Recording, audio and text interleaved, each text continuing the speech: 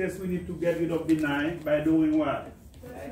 You add 9 to each side. Whatever you do on one side, you must do it on the other side.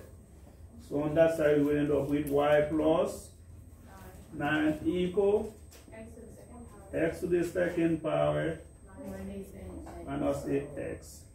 So now you good, a is 1, right? If a is not 1, you cannot complete this square. You have to factor that number out of the way. So your goal, so you have a b, a, b. You need a new c term to make it a complete square trinomial. We always take the b term. In this case, what is the b term? Negative 8, including its side. And you divide by 2, then you square it. Right? And that's what you do. If you do this on that side, you have to do it on the other side. Otherwise, your equation will not be balanced. One will going to be heavier than 1. Make sense? So far, so good? Yes. So you will end up with y plus 9, whatever negative 8 over 2 is. Then that will be a negative 4, then that's what you will have to square. Then you end up with x squared minus 8x plus what? Negative 4 squared. Now be careful, that's where many of you make mistake. So I'm going to highlight that reference because I'm going to use that number later in the process, right? Then I go and simplify that. I will have y plus 9 and a square negative 4. That become that positive 16 equal x squared minus 8x plus. Whenever you square negative number, it's a negative time a negative become positive. Right? This part become a perfect square trinomial. Is something times itself. So you're going to rewrite it as something squared. That will be x minus 4. Exactly. That minus 4 that you keep as your reference is minus 4. When you square it, then you can get this back. Make sense? Yes. So this, you go and simplify that. That will be y plus what? 25. Now, there you go what I want you to do. When you get to that process, stop and rewrite it again.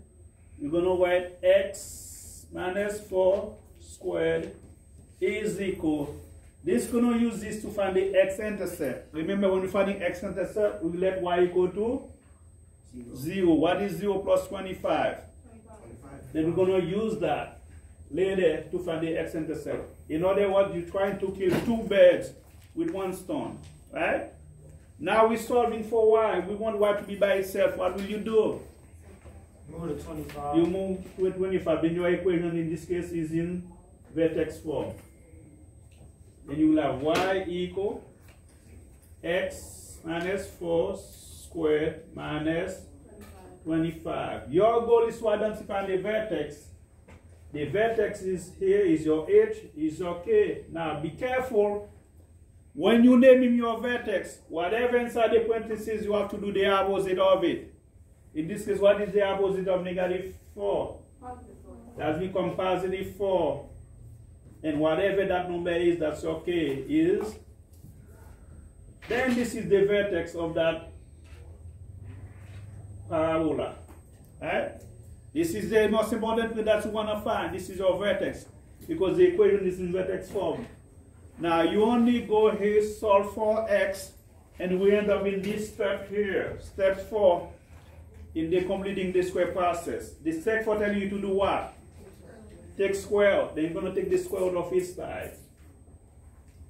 Then you end up with x minus 4 is equal to plus or minus.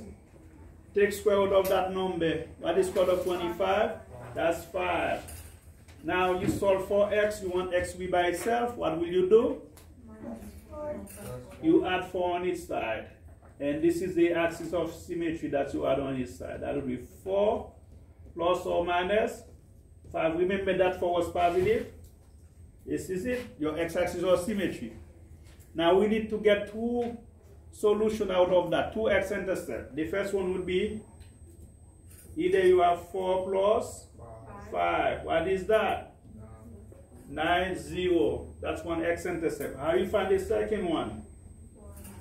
4 minus 5. What is that? Negative 1, 0. And the vertex was what? 4, comma, negative 25. Now the only thing we're missing is the y-intercept. It's always 0c from the original equation. What was c?